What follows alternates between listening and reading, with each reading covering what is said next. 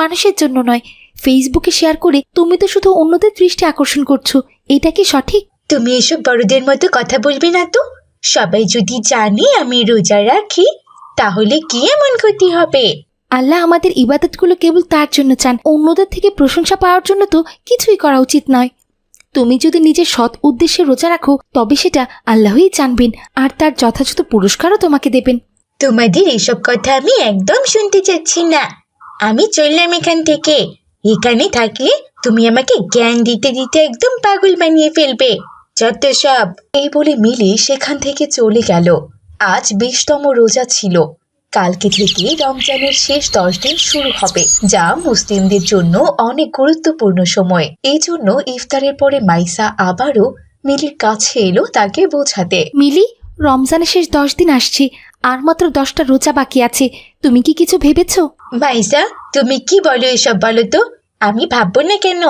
আমি তো তোমার আগেই জানি যে আর বেশি দিন নেই, মাত্র 10টা রোজাই বাকি আছে। আমি তো এই জন্য এখন থেকে ঈদের আয়োজন শুরু করে দিয়েছি।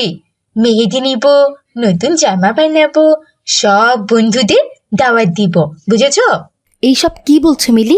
আমি তোমাকে সেই প্রস্তুতির কথা বলিনি, আমি রমজানের শেষ 10 রোজার প্রস্তুতির কথা বলেছি। না, আমি এখন ঈদের কথা ছাড়া আর কোনো কিছুই ভাবতে পারবো না।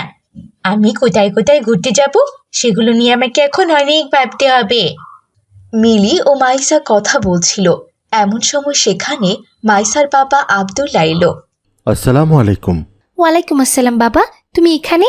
চাচার বাড়িতে এসে তুমি কি বাড়িতে যাওয়ার কথা ভুলেই গিয়েছো? না বাবা, আমি তো মিলিকে বোঝাচ্ছিলাম রমজানের শেষ 10 দিনে ফজিলত, কিন্তু ও শুনতেই চাচ্ছে না।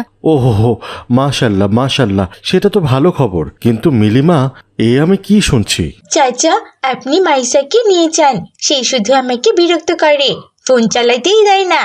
আমি এখন এসব কিছু শুনতে চাচ্ছি না। বাবা চলো এখন যাই, পরে আসবো। আল্লাহ হাফিজ মিলি। ঠিক আছে, চলো তাহলে। মাইসা তার বাবা আব্দুল্লাহর সাথে বাড়িতে ফিরে গেল। এদিকে মিলি ফোন নিয়ে আবারও ফেসবুক চালাতে শুরু করলো। সে দেখছে তার ইফতারের ছবিতে কতগুলো লাইক পড়েছে। আরে আরে বাহ, 1 ঘন্টার মধ্যে 200 লাইক পড়ে গেছে। আম্মুকে বলে আরো দামি দামি ইফতার বানাতে হবে, তাহলে আরো বেশি লাইক পড়বে। মানুষজন একটু দেখুক ইফতারে আমরা কত দামি দামি খাবার খাই।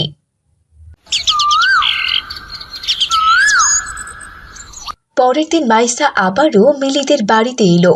মিলি তখনও মোবাইল নিয়ে পড়েছিল। এই দেখে মাইসা বলল, মিলি, আজ বিজোড়